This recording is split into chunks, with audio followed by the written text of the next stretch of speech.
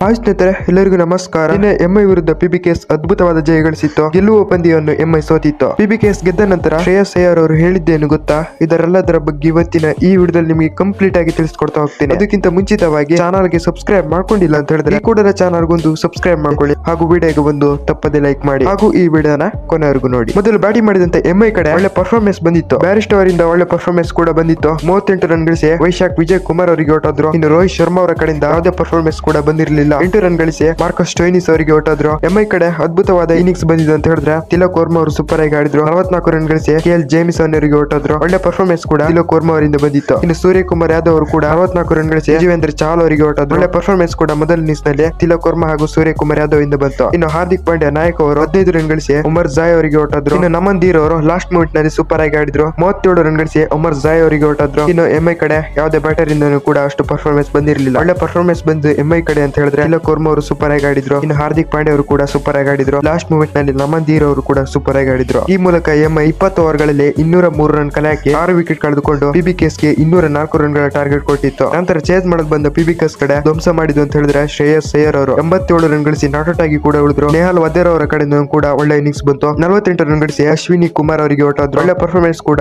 ಎರಡನೇ ಇನ್ನಿಂಗ್ಸ್ ನಲ್ಲಿ ಶ್ರೇಯಸ್ ಅಯ್ಯರ್ ಹಾಗೂ ನಮನ್ ಧೀರ್ ಅವರ ಕಡೆಯಿಂದ ಬಂತು. ಇನ್ನು ಪ್ರಿಯಾಂಶ್ ಆರ್ಯ ಅವರು 20 ರನ್ ಗಳಿಸಿ ಹೊರಟಾದ್ರೆ ಪ್ರಭ್ಸಿಮ್ರನ್ ಸಿಂಗ್ ಅವರು 6 ರನ್ ಗಳಿಸಿ ಹೊರಟಾದ್ರು. ಈ ಮೂಲಕ ಪಿಬಿಕೆಎಸ್ ಎಂಐ ವಿರುದ್ಧ ಗೆದ್ದು ಆರ್ಸಿಬಿ ವಿರುದ್ಧ ಫೈನಲ್ ಕೂಡ ತಲುಪಿದೆ. ಪಿಬಿಕೆಎಸ್ ಗೆದ್ದ ನಂತರ ನಾಯಕ ಶ್ರೇಯಸ್ ಅಯ್ಯರ್ ಅವರು ಈ ರೀತಿ ಹೇಳಿದ್ದಾರೆ ನೋಡಿ: ಈ ಗೆಲುವು ನನಗೆ ತುಂಬಾ ಖುಷಿ ಕೊಟ್ಟಿದೆ. ನಾವು ಫೈನಲ್ ಗೆ ಎಂಟ್ರಿ ಕೊಟ್ಟಿದ್ದು ನನಗೆ ಇನ್ನೂ ಕೂಡ ತುಂಬಾನೇ ಖುಷಿ ಕೊಟ್ಟಿದೆ.